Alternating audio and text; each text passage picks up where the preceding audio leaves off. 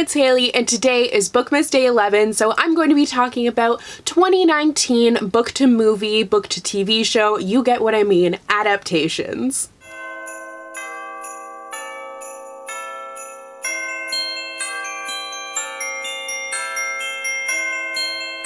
2018 was a huge year for YA book to movie adaptations, and I feel like this year was a little bit quieter. There still were quite a few, but I think the ones that did come out came out closer to the end of the year, which is kind of interesting. So I watched all the ones that I could and all the ones that I was interested in, and I'm going to be giving you guys some of my thoughts on them. For the next couple of days of Bookmas, we're going to be focusing on adaptations because tomorrow I'm going to be talking about 2020 adaptations that I am looking forward to, so you don't want to miss that either, but let's focus on this year for today, so let's get into it. The first book that was adapted into a movie this year that I wanted to talk about is The Sun Is Also a Star by Nicola Yoon. I'm sure you guys have heard me talk about this book before because I truly love this story. It's kind of like a tragic love story about two characters that have very opposite beliefs in life. The one is a hopeless romantic and the other one is dealing in the facts and thinks that that is the way to live your life. Kind of like left brain, right brain, if you will. But these two characters end up crossing paths one day, and it's not really a good time for that, considering the fact that the one character is facing deportation and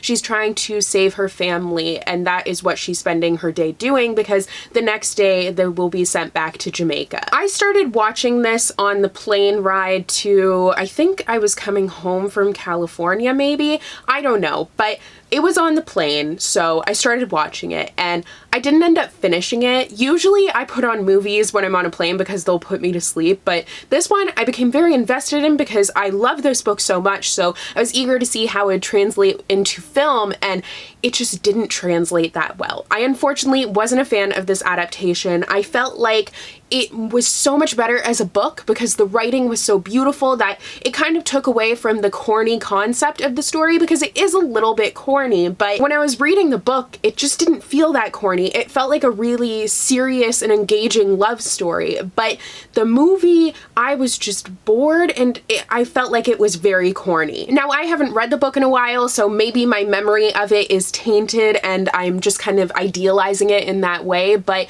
I just wasn't into the movie, and I'm so sad about that because I loved this book, but unfortunately, it was just a miss for me. Next is 5 Feet Apart. Now, this one, I don't know if this is true, but someone told me that it was initially a movie and then it went into book form. So an opposite adaptation. Not sure how factual that is, but interesting if it is true. Now, this is another YA romance story, and it follows two characters who have cystic fibrosis, so they can't get within 6 feet of each other for danger of infecting each other, and then they won't have a chance at a lung transplant. My feelings while watching this movie went up and down and all over the place. There were times where I hated it, and then there were times where I thought it was really good, and then the ending happened, and I have gripes with the ending, not because of exactly what happened, but how it happened and when it happened.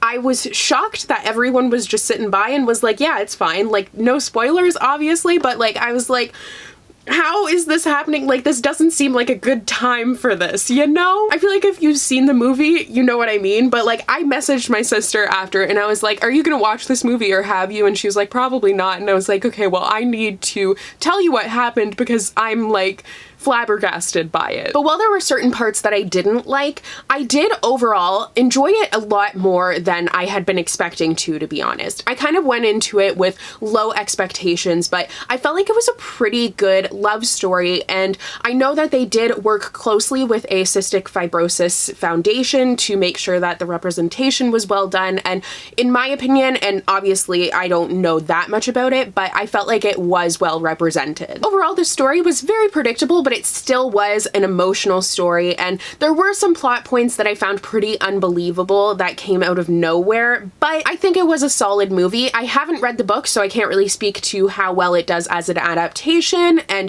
plus, if it is like it was first a movie, then went into a book, I'm not sure. I do know, though, that someone said that the ending for the book is different than the ending for the movie, so that's interesting, but I think it was pretty good. Next is His Dark Materials. So this was adapted as a TV series, and I watched watched the first episode of it, and the first episode did definitely capture me. I think it was building up a lot of what is to come, so I probably should have watched the second episode, but I didn't have time to. But this is an adaptation of the same series by Philip Pullman, so the Golden Compass series, which was a movie once, but now it is a whole TV show, and I think that is a good way for the adaptation to be done for such an epic fantasy. I think that it was beautifully reproduced, the acting was really great, and the set design and all of that. You can tell that a lot of money was poured into it, and I think that it paid off, and I'm definitely going to continue with the series because I want to know where it's gonna go. I don't remember anything about the Golden Compass. I read it like a couple of years ago, I think, and I truly don't remember anything. So it's like experiencing the whole story over again, and that first episode definitely built up the suspense, so I'm eager to see what's gonna happen because I don't remember. Next is another TV series adaptation, and that is Looking for Alaska. So Looking for Alaska by John Green finally was adapted into something. It was supposed to be a movie, it was supposed to be this and that, and like, it has been all over the place, so it's kind of unbelievable that it has come out as an adaptation already. But I feel like it kind of came out quietly. Like, I would expect a little bit more buzz surrounding it. But I watched the first 2 episodes of this series, and I, once again, really enjoyed it. I read Looking for Alaska a long time ago, so I don't really remember it that well, but I feel like it stays true to my memory of it. I think that it is a very authentic adaptation, but like I said, I don't like have that fresh of a memory of it, but the memory that I do have, it's staying true to that angst and that teenage sort of quirkiness and what you really expect from John Green, these very intelligent teenagers who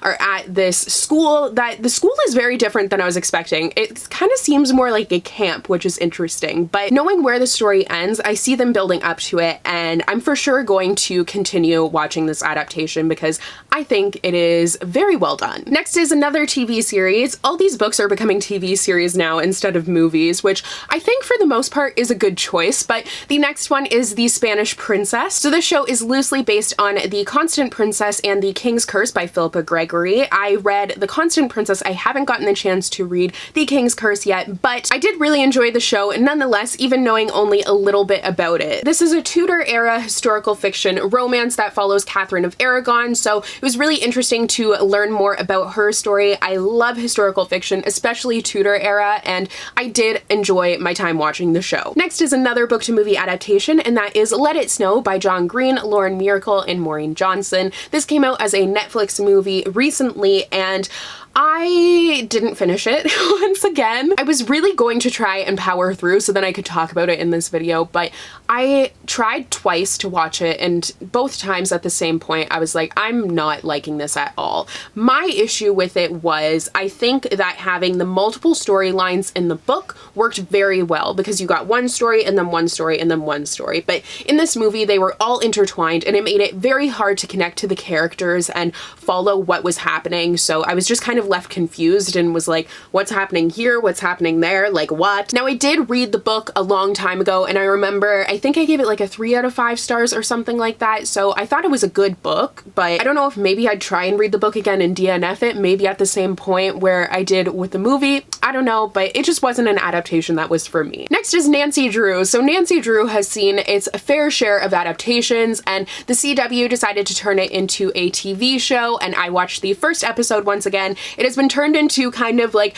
a murder mystery ghost story more so a little bit different than the typical Nancy Drew. I never read the Nancy Drew books, my sister did, but I played the computer games with my sister. We used to play the computer games all the time. Like other than Sims, that was the only computer game that we would really play. No, that's not true. We would also play Roller Coaster Tycoon, but those were like the 3 computer games that I played. Also all the other ones that came in cereal boxes. Wow, what a time. That was the greatest. But that was entirely off topic. So watching this first episode, I was very much reminded of Pretty Little Liars. I haven't seen Riverdale, but like it also reminded me of what I imagine Riverdale is like, kind of a dark sort of teenage high school drama reimagining of Nancy Drew. And it's funny because it's not actually set in high school. The characters are older than that, but it still has that high school drama feel to it. I don't think I'll continue with this TV series just because I don't really like mysteries that much. It's not really my thing. It wasn't bad, like it was entertaining, but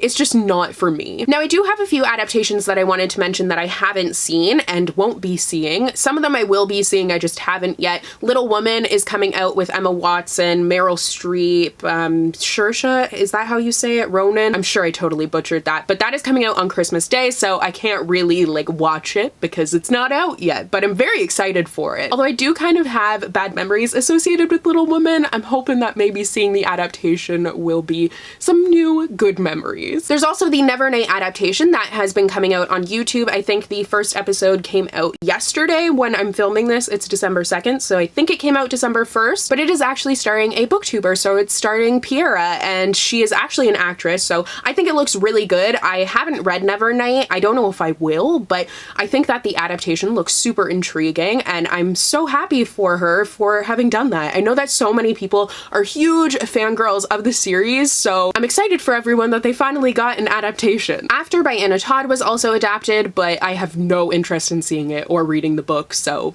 that did happen though. It Chapter 2 by Stephen King came out, and once again, will not see this, absolutely not. I am terrified of clowns. I didn't see Chapter 1 and I will not. I don't like scary things, so that's not for me, but I know a lot of people were really excited about it. Stephen King's Pet Sematary was also adapted, and then Scary Stories to Tell in the Dark was adapted, and The Goldfinch was adapted as well. I've actually heard some good things about that adaptation, so maybe I'll watch it eventually. I just didn't get the chance to this year. And then the last one is The Art of Racing in the Rain by Garth Stein, which I won't watch because it's a dog, and I know the dog's gonna die, and I just know. Like, I know when there's a movie with a dog in it, the dog is gonna die. Something's gonna happen to the dog, and I cannot handle it. So I will not be watching that or reading the book. So those are all the adaptations that I had to talk about today. Please do let me know if there are any that I forgot. I tried my best to get to all of them, and I did ask you guys on Twitter as well what adaptations came out this year, but I'm sure I still managed to miss some, but I tried my best. But I hope you guys enjoyed today's video. If you did, don't forget to click that subscribe button and then click that bell icon so you'll be notified whenever I post. I'm posting 21 videos over the course of December, so you don't want to miss any of those, and you can also click the link in my description box with the playlist so you can catch up on any that you may have missed. You can also follow me on all of my social media. All of my handles and links are down below for you guys, so thank you so much for watching, and I will see you in my next video. Bye!